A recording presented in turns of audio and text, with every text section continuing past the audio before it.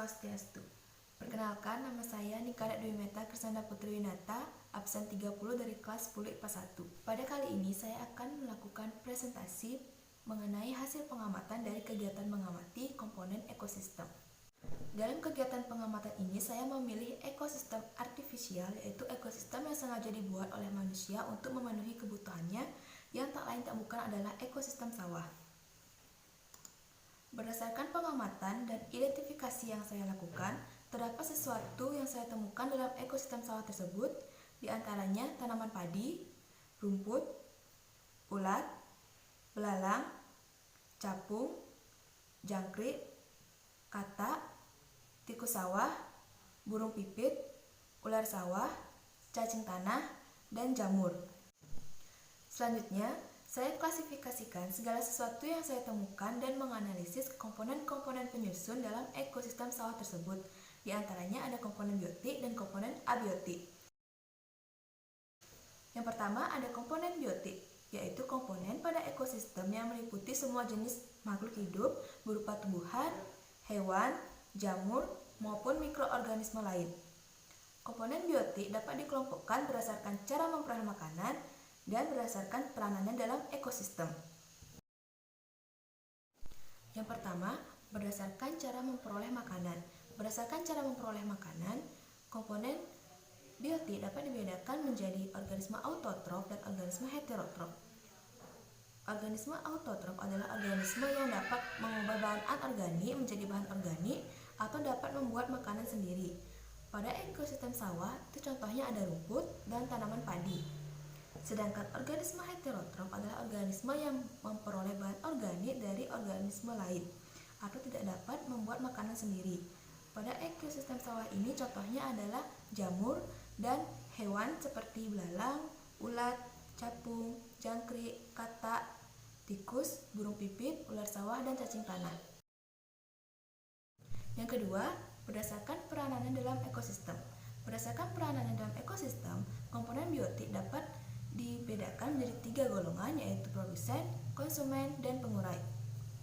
Produsen merupakan makhluk hidup yang berperan sebagai penyedia makanan bagi makhluk hidup lainnya. Pada ekosistem sawah yang berperan sebagai produsen yaitu rumput dan tanaman padi. Selanjutnya ada konsumen, merupakan kelompok makhluk hidup yang tidak dapat membuat makanannya sendiri atau organisme yang mengonsumsi tumbuhan serta organisme lain. Konsumen dibedakan menjadi 3, yaitu yang pertama ada konsumen primer, adalah herbivora yang memakan produsen. Pada ekosistem sawah ini yang berperan sebagai konsumen primer itu adalah ulat, belalang, jangkrik, capung, burung pipit, dan tikus. Yang kedua ada konsumen sekunder, yaitu karnivora yang memakan konsumen primer. Pada ekosistem sawah yang berperan sebagai konsumen sekunder itu adalah katak. Dan yang ketiga itu ada konsumen tersier, merupakan konsumen puncak atau konsumen tertinggi. Pada ekosistem sawah ini yang berperan sebagai konsumen tersier itu adalah ular sawah. Ular sawah bisa berperan sebagai konsumen sekunder maupun konsumen tersier. Pada umumnya, konsumen tersier pada ekosistem sawah diperankan oleh burung elang. Tetapi ekosistem sawah yang saya amati, saya tidak dapat menemukan burung elang di sekitar ekosistem tersebut. Oleh karena itu, ular sawahlah yang berperan sebagai konsumen tersier. Apabila terdapat burung elang, maka burung elang akan berperan sebagai konsumen tersier atau konsumen puncak, sedangkan ular sawah akan berperan sebagai konsumen sekunder. Hal itu dapat dilihat pada piramida ekologi, di mana rumput berperan sebagai produsen. Konsumen tingkat 1 itu ada ulat, belalang, dan tikus. Konsumen tingkat 2 itu ada katak, dan konsumen tingkat 3 itu ada ular dan burung elang. Yang terakhir itu adalah pengurai atau dekomposer, berperan menguraikan produsen dan konsumen yang telah mati. Pada ekosistem sawah itu contohnya ada cacing tanah dan jamur.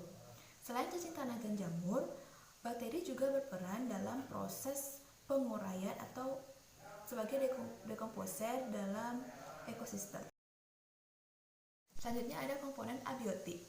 Komponen abiotik merupakan komponen penyusun ekosistem yang terdiri dari benda-benda tak hidup. Contohnya yang pertama adalah cahaya matahari.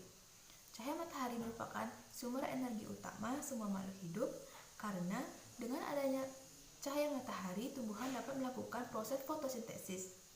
Yang kedua ada suhu.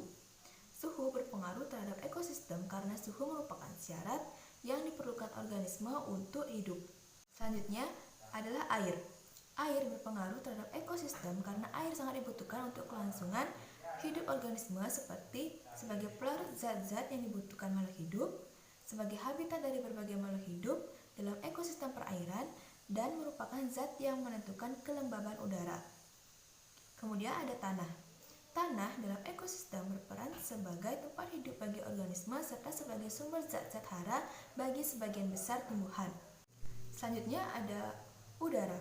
Udara terdiri atas berbagai macam gas antara lain oksigen atau O2 dan karbon dioksida atau CO2.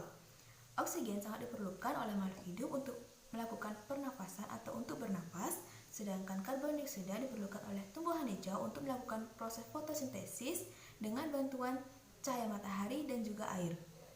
Dan yang terakhir ada kelembaban. Tanah dan udara yang lembab berpengaruh baik terhadap pertumbuhan-tumbuhan. Pada golongan hewan tertentu, kelembaban udara sangat berpengaruh terhadap kehidupannya, seperti contoh pada cacing tanah yang memiliki habitat di tanah yang lembab. Sekian presentasi dari saya. Mohon maaf apabila ada kesalahan kata atau hal-hal yang tidak berkenan. Saya ucapkan terima kasih dan saya tutup dengan para mesanti. Om Santi Santi.